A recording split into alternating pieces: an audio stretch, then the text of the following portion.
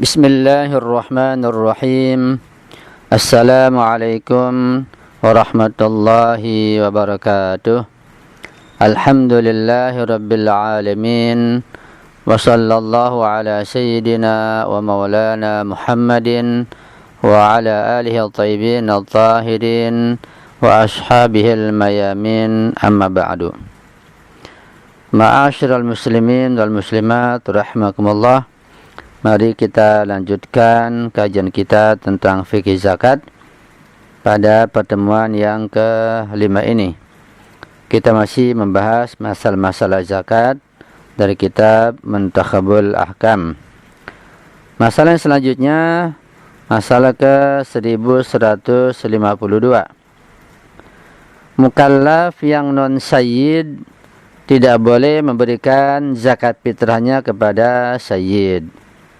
Ini sudah jelas bahwa yang bukan sayyid tidak boleh menyerahkan atau memberikan zakat fitrah kepada yang sayyid atau habaib atau sadat. Tetapi sebaliknya, kalau sadat boleh memberikan zakatnya kepada yang bukan sadat, yang non sayyid. Masalah ke 1153. Zakat fitrah boleh digunakan untuk biaya penyebaran ajaran Islam, tetapi lebih baik jika diberikan kepada fakir miskin. Selama masih ada fakir miskin yang sangat membutuhkan biaya hidup, maka zakat fitrah hendaknya diberikan kepada fakir miskin tersebut. Kalau sudah tidak ada atau sudah dianggap tertutupi, maka bisa digunakan untuk penyebaran ajaran Islam, untuk dakwah Islamiyah, untuk kegiatan Husainiyah atau majlis ta'lim, atau hal-hal yang berkaitan dengan kegiatan penyebaran ajaran Islam. Masalah ke 1154. Tolak ukur dalam memberikan zakat fitrah adalah kepada keluarga atau pembayar zakat fitrah, baik dari sisi kemampuan maupun kesayyidan, bukan orang-orang yang menjadi tanggungannya. Ini tolak ukur untuk memberikan zakat fitrah, yaitu kepala keluarga. Karena itu, seorang mukallaf yang non-sayyid tetap tidak dibolehkan memberikan zakat fitrahnya kepada sayyid, kepada habib, walaupun istrinya adalah syarifah atau keturunan sayyid. Jadi dalam mazhab Ahlul Bait dibolehkan seseorang yang non-sayyid menikah dengan syarifah, keturunan sayyid. Dan hal itu biasa dilakukan di Iran, tidak ada masalah sama sekali. Dan ketika non-sayyid istrinya syarifah, tetap suami non-sayyid ini tidak boleh memberikan zakat fitrahnya kepada sayyid. Masalah ke 1155. Setiap mukallaf yang fakir tidak terkena kewajiban membayar zakat fitrah, bahkan ia berhak menerimanya.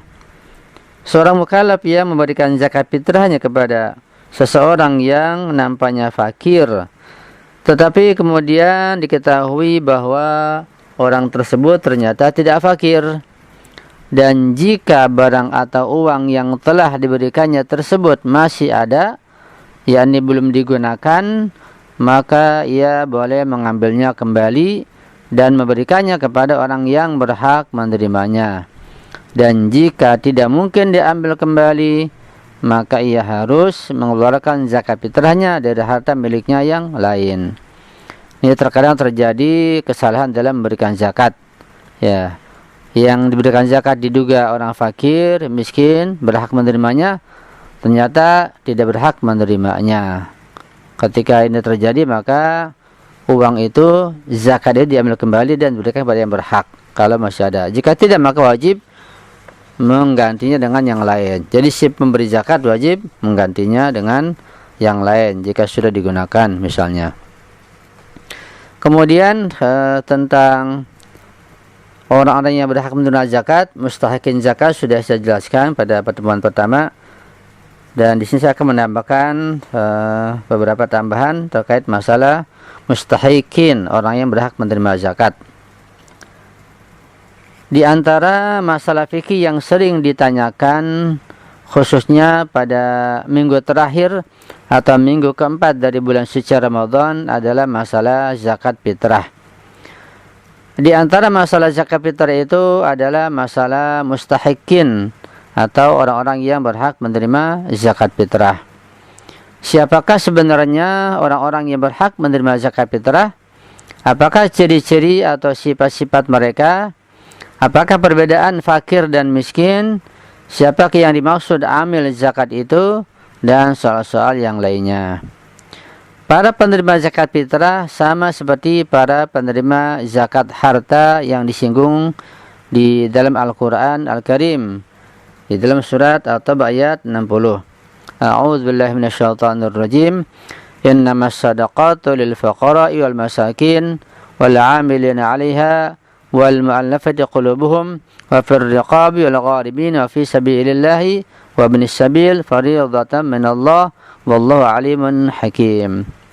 Sesungguhnya zakat-zakat itu harus diberikan kepada orang-orang fakir, orang-orang miskin, para amil zakat, para mu'allaf yang dilunakkan hatinya untuk memerdekakan budak, orang-orang yang berutang, orang-orang yang berada di jalan Allah, dan orang-orang yang sedang dalam perjalanan dan ia kehabisan bekal. Zakat itu sebagai suatu ketetapan yang diwajibkan oleh Allah, dan Allah Maha mengetahui lagi Maha bijaksana. Secara ihtiyat mustahab, bahkan sebagian marja berfatwa secara ihtiyat wujubi.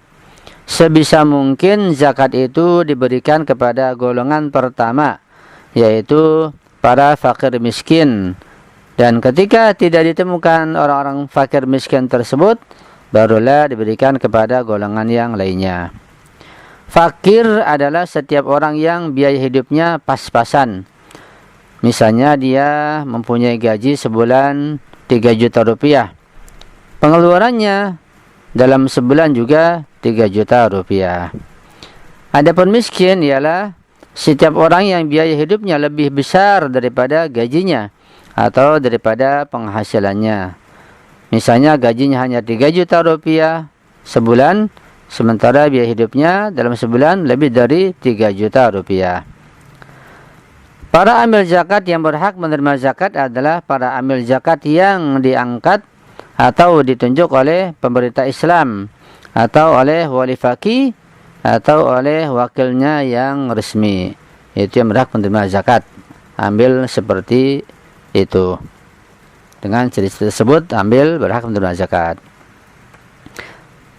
Ada pertanyaan yang berbunyi, bagaimana jika seseorang yang bukan fakir, bukan miskin, dan juga bukan salah satu dari 8 golongan lainnya yang berhak menerima zakat, karena kejahilannya ia menerima zakat? Apa hukumnya? Dan apa taklif atau tugasnya setelah dia mengetahui dan sadar bahwa sebenarnya dia tidak berhak menerima zakat tersebut atau bukan sebagai mustahiknya? Jawaban yang mungkin bisa saya berikan adalah setelah kita mengetahui dan memahami bahwa hanya ada 8 golongan orang-orang yang berhak menerima zakat sesuai ketetapan Allah Subhanahu wa taala di dalam kitab suci Al-Quran Al-Karim, maka dari mafhum ayat tersebut dapat kita pahami bahwa selain yang 8 golongan tersebut tidak berhak menerima zakat. Ketika seseorang tidak berhak menerima zakat dan dia sudah menerimanya, terlanjur sudah menerimanya, maka apa yang sudah dia terima itu wajib dia kembalikan kepada pihak yang memberikannya. Hukumnya wajib mengembalikan zakat yang sudah diterima ketika dia bukan mustahik, bukan yang berhak menerima zakat. Dan jika apa yang dia terima itu sudah dia gunakan, berarti dia telah menggunakan yang bukan hak miliknya. Karena itu ia wajib menggantinya seukuran yang telah dia terima tersebut. Karena itu, para amil atau petugas pemberi dan penyalur zakat hendaknya harus teliti dan berhati-hati dalam mendata dan memilih orang-orang yang akan menerima zakat. Ya, ini sangat penting sehingga tidak terjadi kesalahan dalam memberikan zakat.